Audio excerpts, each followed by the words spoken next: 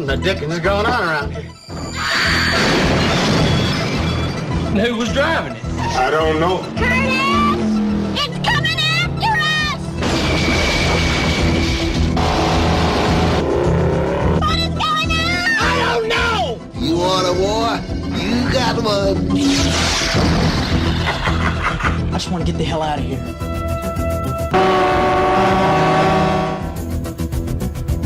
Please don't let us be in the dark. Help me.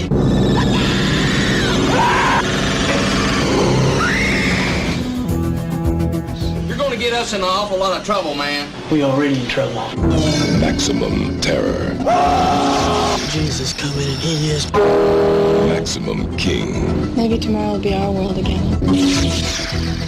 Dino De Laurentiis presents Stephen King's Maximum Overdrive. So Jack, that was a clip from Maximum Overdrive. Do you remember that movie? Yep, that came out in 1986. I was like 9 when that came out. I would have been, I don't want to date myself too much, but I would have been 15 or 16. Yeah. Well, I remember that movie. I remember the name of it. Because I was like, what's that movie? I think it's called Maximum Overdrive. And I was like, that sounds like a dumb name for... Today's show is car hackers. They have all these autonomous vehicles now. Yeah. Self-driving cars. Right. So people got to be able to hack them. They're computers. You can hack a computer, right? Yeah. Right? Yeah, you can hack a computer. I even saw some video where they had people try to hack into a car, and they got it to stop, start. Oh, I didn't see that. Turn off the engine. So people have already done it. Right, people have already done it. But that was before, this is new technology. That was before, the self-driving ones where they have the camera mounted on top. I can go into how it works. If you want me Okay. to. All right, so the self-driving car. You see it on TV. We're in Pittsburgh, and Uber's starting a whole series of self-driving cars. Yes. Like soon. It was on KDKA, so people around here probably. The self-driving cars, the way they work, it's kind of like a combination of sonar and radar. It's called LiDAR. Right. So it shoots out a wide array of laser beams, okay? Right. Well, I'm going to, when we put the show together, I will have, you should be watching video of this right now. Yeah. What you're talking about. Okay, and then Google's have prototypes with various stages and lasers and radar and high-powered cameras and sonar. So, and the main principle of this is, I just clicked off it, but it's LiDAR, and what it has, it's either a spinning, rotating device on the top of the roof, or it's just fixed. If it's rotating, it'll have a 360-degree lasers are going out. Oh, okay. And it's like thousands per second. Right, so that's how they monitor where everything's at. Yeah. And distance. Yep. Well, it's kind of like a bat. So it shoots all these laser beams out, and when it hits an object, it bounces back to it. And then it will make an internal image inside of the computer of the car. So it creates a picture, kind of just like a bat. So it's kind of, that's why I said it's like a mix of sonar and radar mixed together. Okay. And so you had said that it's coming to Pittsburgh. I had just read, actually, I think it was last night. Later this year, there's a Google spin-off company called Waymo, and it plans to launch 62,000 self-driving minivans in San Francisco. So it'll be the first city that truly has like a automated cab service. Now the funny thing, like a lot of the states, there's a lot of fear over this car. I have statistics we can talk about, but you said San Francisco, like California, they're starting to accept them. Right. Arizona. Yes. These states are more favorable for those cars because of the weather, but they're financial. They're probably making a lot of money from these companies to do their tests there because these are states that need money. Oh, yeah. So the government's involved. Obviously, they're always involved. Yeah. Subsidizing. And you said San Francisco. A woman was killed in March in Arizona. A woman got killed walking across the street at a crosswalk. Right. Pedestrian danger. March 19th, a woman was killed in Arizona. It might do great, with cars or street lamps. But what about the person that jets out, or somebody riding a bike that comes along? Oh yeah, quick. What's Right. the quick reaction time a human has? But I did also see an article about a Tesla car had ran into a police cruiser. I'll get a picture of that to put up. You're gonna write a ticket to on that one. Yeah, who do you write the ticket to if the cop pulls over an automated car? Do you give that's a little tricky. Do you give a ticket to somebody that's on their cell phone? Someone not that's even sleeping in driving? the car. Right. A lot of people are like, I was sleeping in the back seat. This thing's supposed to get me to work. Right. So they're going to have a whole new change, police tactics. Yeah, regulations are going to change. Maybe the company owners, maybe the company that makes the car will start getting tickets. Yeah. So car hackers, what do they like to do? Viruses. Can your car get a virus? Jack, and because you just cleaned my laptop. Yeah. My laptop got a virus, and it totally shut down my Shut computer. down. Yep. I couldn't even turn it on, but luckily Jack here is real good with computers. So, virus. What would happen if your car got a virus? What could it do? It could just shut off your car? We're talking about this. Put your mind, think as a criminal. What would a criminal do with this technology? Well, you'd want to get money. The perfect scheme popped in my head. Right. Okay, I'm not saying I'm like a evil-minded person, but I would change the coordinates of the route. Right. Let's say someone puts a route in, I want to go here. You could hack into the car and bring them to you. It could be, you could kidnap people. Kidnappings. You could murder people that way. You could hold them for hostage. They could go wrong. Then you can send the car off somewhere else. What if you wanted to... So you could just take the person, put the new coordinates, send the car somewhere, and have it just stop somewhere. Smash and grab. You know how people run their cars into a store and then steal diamonds or whatever? That's another good idea. You can program somebody else's car. You go bing, bing, bing. Yeah. You go stand next to the store window. Use it for a diversion. You kill some people, jam it in there, you steal everything. Clog up traffic down the street. We're robbing this bank over here. Police can't get through. Right. Cause a huge pileup on the interstate. If you're going to rob a bank and you can get away because nobody can catch you because the road's closed. Yeah. I never thought of that. Because what does criminals want? They want money. Yeah. They want, they want to do something that benefits them. That's what criminals do. Beautiful. Burn it. Right. We'll build a big, beautiful website. It'll be awesome. Women seem to fear this more than men. A lot more. It's like 73% of women fear this, and only 51% of men fear it. That's because 52% of men fear it. Well, women are way more sensible than men, so yeah, that's a fearful number, if you ask me. Most older people are afraid. Pretty much, most young people aren't. So, if you're young, you're into like new trends and right, because you grew up with computers. It's not that big of a deal. You trust it. But the thing I don't trust about it, I like to look at the science behind it. Let's go back to how it works. The LiDAR, the sonar, the lasers, they're bringing it to Pittsburgh. That scares me because they've been driving these things in the dry heat in Arizona. Right. I don't believe, as scientifically looking at it, they're already wrecking and killing people over there. I seen a report where someone got hit because they were lying on the road. And it didn't notice them, and they said, we don't know why it happened. What if what if there's an accident a few seconds or a minute before, and there's a victim crawled out of their car and is lying in a road? That's like these laser beams that are shooting out. They shoot from the top down, so the ground is the last place it gets hit. But there's probably some blind spots. I'm sorry. So anything real low might be missed. Right. If you're already low, you might have a problem. So Your car, if it sees a rabbit or something, it's not going to swerve out of the way. It's just going to run it over. If it's a little kid, it might just run it over. Now, I've heard they use cameras and stuff.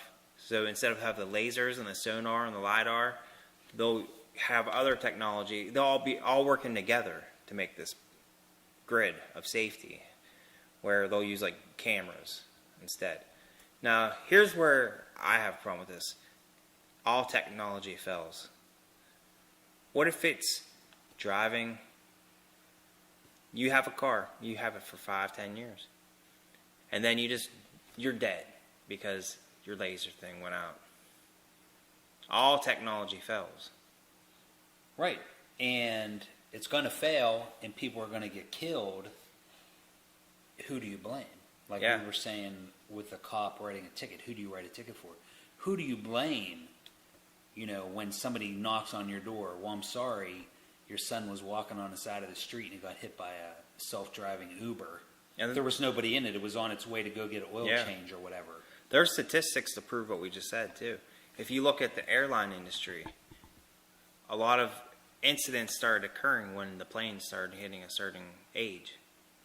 Things get older. You can only do maintenance on things for so long before you have wear and tear. Like your wash machine, certain brands last longer than others. The ones from the old days used to last way longer. Now things are built to fall apart. Yeah, look at all the recalls on all the cars. So how long do they go if there's an airbag recall or brake recall? How long? They go months and months, even years. Before they fix it. I drove a car and the tire blew out on me before. You have to regain control, and I had to put the spare on. What about snow and ice? How are these things going to That's what I was going to bring up. Snow and ice. That's like my big issue. Coming to Pittsburgh. Uber's coming to Pittsburgh. It's laser beam technology. What's going to happen when the laser beams hit? It's a snowstorm. And does anyone know what happens to lasers when it hits snow? No. It reflects. Oh, you might get misguided images. That's true. I never thought of that. And the same thing with heavy rain. So laser beams reflect off of water. You may have wrecks and stuff. This technology may not be the best suited for our area. That's why I think it's having a little success in Arizona, where it hardly rains, and it's always nice. Ah, that's good, Jack. We'll have to do research on that. Because they were testing it in Pittsburgh, not completely autonomous. They had somebody sitting in the driver's seat just in case. And there was a lot of cases where it was going to go off the road. Yeah. And the person had to save the day. Right. Many times. Dozens of times. So you times that times 250,000 people, 250,000 cars out there, all with computer programs. I don't trust it. No. I don't trust the technology. The only thing I like about it, I like some features of it. I don't like full self-driving cars, but I like the features that it came from, like the camera that helps you back up. Yes. Like you see a lot of vans, big vans have them. There's parking technology. You can even say GPS units were like the first things. Yeah, GPS is great. So. Yeah, I use GPS all the time. But I love it. I love it when there are devices for humans to use. Right. Humans that are still driving with technology to help you drive. Well, let me tell you what. Let me tell you a quick story about GPS. I went to Myrtle Beach just a few weeks ago on vacation, and they had replaced a bridge. This bridge used to have on-ramp and off-ramp. Well, they discontinued the on-ramp and off-ramp. When they put the bridge, it was just a hill. You couldn't get on, you couldn't get off. My GPS wanted me to get off and crash into the hill. Oh, my goodness. What if that was a self-driving car and it followed that GPS? You'd be dead. I would be dead right now if You'd be happened. dead. It wasn't updated. You'd be dead. Right. And things can be changed like in a day. There's a new bridge right down the street here. We live along the river. My GPS doesn't even recognize when I go on that bridge, it looks like I'm driving in the water. It's like Yeah. It doesn't. So these things aren't, if they're not updated accurately. And what about events? Like they have parades. Right. You're driving a self-driving car. Say you're passed out sleeping. And there's a parade in a small town, and it's nothing updated in no system. You just like plow through a whole ton of people. Well, they're having like a lot at 60 miles an hour. Right, exactly. And they have a lot of problems with these apps that you put on your phone for directions, not just Google Maps, but there's other apps that you can get where it's sending every car on the same road. And they're having these big traffic jams through these small towns because people are listening to the GPS. They're taking all the side routes. Right, because it's shorter, quote unquote. But, so what happens when every single 62,000 of these self-driving minivans in San Francisco all take like a tiny little back street because it's quote unquote quicker? Yep. Main Street traffic jams. Main Street will be empty. It might not be death, but there will be a lot of traffic jams with a bunch Yeah. of self-driving damn cars. Crazy. But yeah, car hackers. It's going to happen if it's not already happening. Yeah, I fear it. People hack your phone, they hack your computer, they're hacking your TV. They can listen to you through your Google Home or your Alexis or Alexa or whatever it's called. People laugh when people might be laughing right now about us talking about cars being hacked, but people always laughed at new ideas. And I tell you what, criminals always try to get the edge on new things. Absolutely. So yeah, so I can see it. we can. Mike and I will put videos of things that in the past were thought to be innocent, but turned not innocent. Right. So, we have, of course, on the Paranormal Roadshow, we have the strangest theories that we can come up with. And we do spirit, we go ghost hunting and we use our spirit box. And we have noticed, as many people, that spirits can control small electronic devices. They can flicker lights. Yes, it's happened to us. They can turn on and off TVs. Yep. Right? That happens to a lot of people. If you listen and watch our other shows, you can hear our EVPs. They can manipulate the spirit box to create a response. So Flashlights. right, flashlights, they can make it flicker. So what about not car hackers, but spiritual hackers? Yeah. Car hackers that are spirits. If a ghost can flick a light, it can flick a switch somewhere deep in your autonomous car and make the brakes come on, or make you take the wrong exit, or make you slam into a cop car or run over a bike. Death by ghost. Ghost hacking. Right, so it takes it to the ridiculous level. Who do you blame? Like your car runs off a cliff. Do you blame the person that owns the car, the person that created the car, or can you blame a The ghost? unknown, yeah. Right. It's going to be... And we would never know. But maybe that could happen. It will, but you won't know. It might happen 10% of the time. The reason there's fatalities, People say spirits mess with their cars already. Right. I mean, I'm sure there's stories we can find on the internet. Back in Japan, they came up with the word gremlin because the cars would act up. They would say it was gremlins. They were little creatures. So this radio's turning channels, and this isn't unprecedented. It's happened, and people talk about it. And then they made a cute little movie in the 80s. Remember the Gremlins? Yeah. Speaking of movies. But anyway, okay, watch this short clip. This is from Maximum Overdrive. It's one of my favorite clips with a steamroller.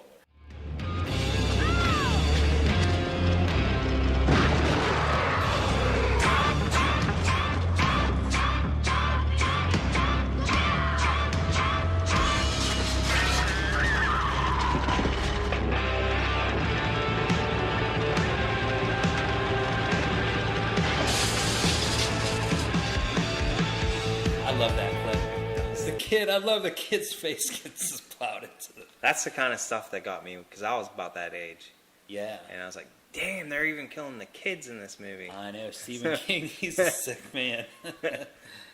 That's good. I can't think of anything else from Car Hackers, Jack.